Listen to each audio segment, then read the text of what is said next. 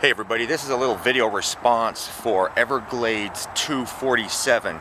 He's having a little trouble with a new, with a go-kart that he got off of Craigslist. I'm going to show you some stuff here. Okay, Everglades. The torque converter that you have on your machine, on that engine, is one of these. This is a 40 series. It's kind of strange because the engine that you have is about this size, and this is a 6.5 from Harbor Freight. And the reason it's kind of weird is that the inside of this torque, of this clutch section or driver, is 1 inch. It's a 1 inch bore, which means that your shaft is 1 inch. So that tells me it's not one of these Harbor Freight ones. And you can't put that on one of those.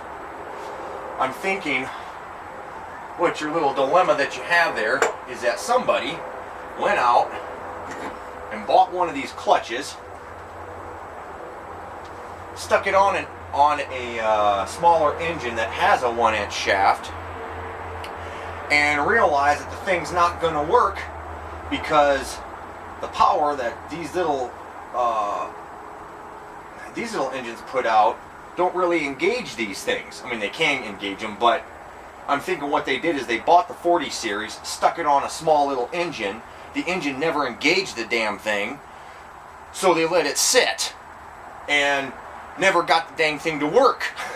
So they sold it on Craigslist to you. That's what I'm thinking happened. But you don't want to remove that big nut that's out there, that's on the outside. It looks like you do have it welded, so don't mess with that at all. This should be able to, once you take out the bolt, this should be able to slide right off of there. I can't think of this stuff right now, but if you jump over to, well, hell, somebody will probably post it here on this video. Since your engine's already laid down on its side, you can take some penetrating oil and put it down in there if it's rusted so bad. And you might have to maybe, I don't know, maybe get a piece of steel and get it behind here and pry out. Let me grab the camera here. Hopefully you'll be able to see this. Here. You're going to want to be able to put a piece of steel down in there, hook it onto the little flange that's in there, and pry it off. Don't push against this part. Don't do this and try to do that, because you might bend this part and then your clutch won't work anymore, or your driver of your torque converter won't work anymore. You want to get it on that little lip right down in here. So if you've got a little crowbar or something like that to put it down inside of here and push it out. If you crack your engine, no big deal, because you said you're getting rid of that engine. You're putting this clutch on, this driver on a different engine, so don't worry about that. I wouldn't, unless you plan on retaining the engine. But get some penetrating oil. Redneck Computer Geek has done a few videos on some of the penetrating oil that he uses, and if you've got the inside there kind of rusted up, yeah, you can use some of that kind of stuff. I can't think of what it is right now, but yeah, that would be the best way to get something like this off. Or if you have a puller, well, I don't know if a puller would get down in there and pull on this without bending this case. I don't know, but yeah, that's kind of what you're gonna want to do. Get my damn head out of there. There we go. See that? Get it on there and pull that out. That would be the best way to get this big old clutch off of there.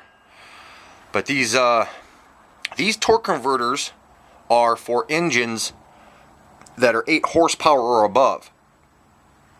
If that smaller engine that you have, like I said, didn't even engage this dang thing. That's probably why they just let the thing sit. And that's why it's all rusty and crusty all inside there. Good luck on trying to get that off. Let me see here. Your steering problem. Okay, we're going to come over here to Cody's go-kart so you can see this. Now, it looks like you've got the same type of setup that's right here. If you can't move it, then either this section here is rust welded, or this section right down here is so rusty that it's just all stuck together, or your problem might even be in your spindles themselves. These areas in here might be all rusty. Take your tires off, grab that bar right here, see if you can disconnect these things, and see if you can wiggle that loose, and then just work your way up. You should be able to free up your steering that way. So try those out.